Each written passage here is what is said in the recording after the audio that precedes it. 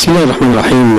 ربنا في هذه المساحة المفتوحة نحن نحاول أن نصل إلى أكبر شريحة من المشاهدين في العالم، لن نوجه الحديث إلى قناة معينة أو إلى محطة معينة، الحديث لكل أصحاب القلوب الرحيمة، لكل من يحس بعذابات الليبيين، لكل من يحس بعذابات الذين قدموا تضحيات لهذه الثورة 17 من فبراير، ولعل العالم بأسره يعلم ماذا تعني 17 من فبراير للليبيين. هذا الشاب الذي ترونه في هذه الصورة هو أحد أبطال كتيبة الشهيد علي حسن الجابر، ومن لا يعرف كتيبة الشهيد علي حسن الجابر إنه البطل الجريح معتز سعد خليفة من أبناء مدينة البيضاء بالجبل الأخضر.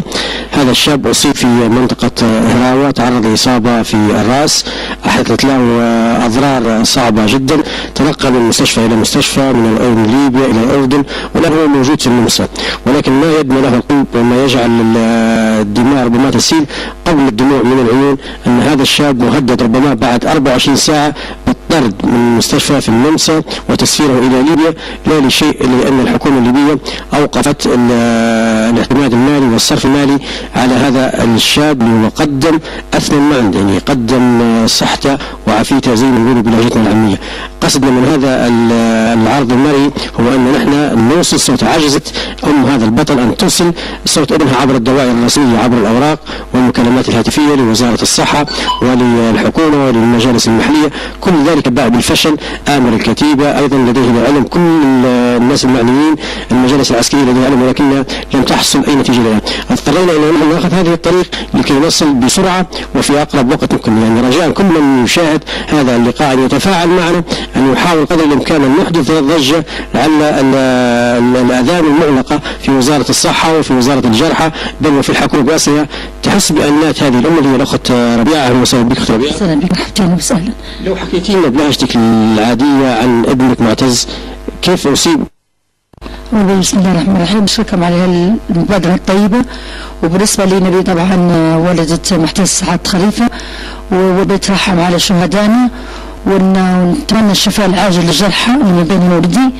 وانا بالنسبه لي بدي جريت الجيران اللي من 9 ولدي مصاب ومن هكش اتجاه يا اخي ربي مشيت لهم على سبيل نقول لهم ان ولدي هذا جاي بدي نعرف شنو مشان هنا ما عنديش من علي اي معلومه. بعد الشغل جزوا لي الاردن والاردن جزوا لي النمسا، وفي الوقت الحاضر قاعد على الكرسي مقعد. جيت لي صار من شله وضربه جايه في الراس والنطق عنده مازال بطيء. وجيت كم مرة على سبيل بنشوف ولدي بنمشي نزوره، ما حدش كيف تقول ما حدش دار لي حتى ما دارش لي اعتبار. آخر حل مشيت على حسابي أنا الخاص، مشيت لولدي وشفته وجيت غادي وبيت مكاني يعني الحمد لله وضعه وكذا. غير بعدها في الأوائل الأخيرة قالوا لا خلاص ما عادش عندنا أي سيولة مادية على سبيل مش ندزوها للجرحى خارج ليبيا، ولازم الجرحى اللي خارج ليبيا ينضموا كلهم ويجيبوهم من ليبيا. هذا طبعا ما يقدرش يجي حتى بالطيارة العادية، ما يقدرش يركب فيها. حتى كذا والله اخوه قال ما قالش بتصفروني صفروني في طياره تكون مش مجهزه. قالوا احنا والله ما عندناش قادرين ندير لكم شيء. وتو في الوقت الحاضر مهدد في اي لحظه يدزوه، كان ما دزوش بكره يدزوه الاربعاء. حيسفروه اجباري من المستشفى. اجباري من المستشفى، بصفت انا وخلاص ما عادش يقدر المستشفى. قالوا احنا مستعدين نمسكوه بس ما عندناش اي سيوله ماديه باش نصرفوا عليه علاج. وتو في الوقت الحاضر قاعد عمليه انتظار امتى يصفروه من الناس ويجيبوه ويدزوه. انا بيني وبينك ما عنديش بيش في الاخر المطاف ما يبوش يعالجوه على حساب الدولة ولا غالب. يعني المستشفى الآن يقول أن الدولة أوقفت الصرف المالي على المريض؟ بالنسبة للدولة قالت أوقفنا الصرف. في الوقت الحاضر لازم يصفر اللي يجرى ويجي ليبيا. وأخوه من أمس كلمني واليوم كلمني قال لي راه لما ما يصفروش بكره يجيبوا لي الأربحاء. يعني يوم الاثنين يوم الأربحاء إذا كان ما صارش أي حل حيتم تسويقه. يجي 6 الأربحاء إن شاء الله. وأنا عاد نقول عاد على نرجو منهم أنا مباحته الوضع هذا شنو راجل عطى وراجل يعتبر عطى الدولة واللي ترى انتم شوفوا انتم شنو تقولوا انتم شنو تطلقوا عليه. شكرا. هذا راجل دافع عن هذا الوطن وعدى والله لا عنده ما ناقش غير عدى الله غالب. الغيريه اللي شالتها، الغيريه على الوطن اللي شالتها والله غالب اللي ريتها الله سبحانه وتعالى راضي بها.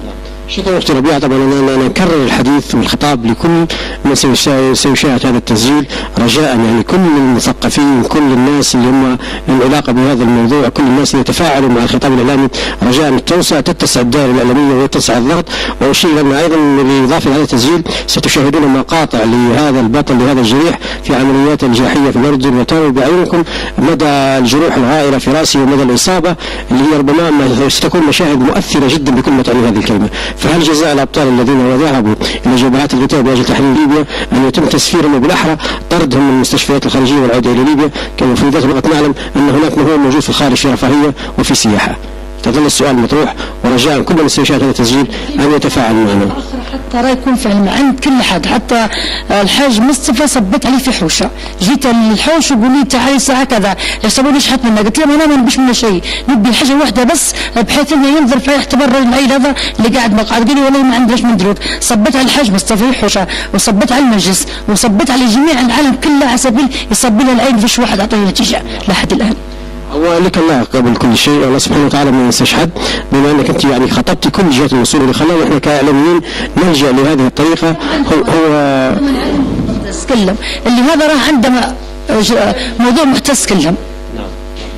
طبعا حديث الأخت ربيعة واضح ومعبر. أنا فقط أود أن أضيف مرة أخرى أن كل من سيشاهد هذا التسجيل رجاء من الناحية الإنسانية أن نعتصم جميعا على شبكة المعلومات الدولية من أجل إيقاف تسفير وعودة هذا البطل وهو ما زال يعاني الآلام في أحد مستشفيات النمسا. ماذا سيكلف علاج هذا البطل؟ فليكن أي مبلغ، كل يظل ضئيل ويظل قليل جدا قدام تضحية كبيرة اللي هو قدمها البطل معتز سعد خليفة، اللي هو موجود أمامكم في هذه الصورة، وهذه هي أمة اللي ضحت بمقدمات جبهات القتال. نسأل الله سبحانه وتعالى أن يتوقف هذا العبث وأن يتم الاهتمام أكثر بهؤلاء الأبطال الذين قدموا كثير لهذه الثورة المباركة. شكرا لكم.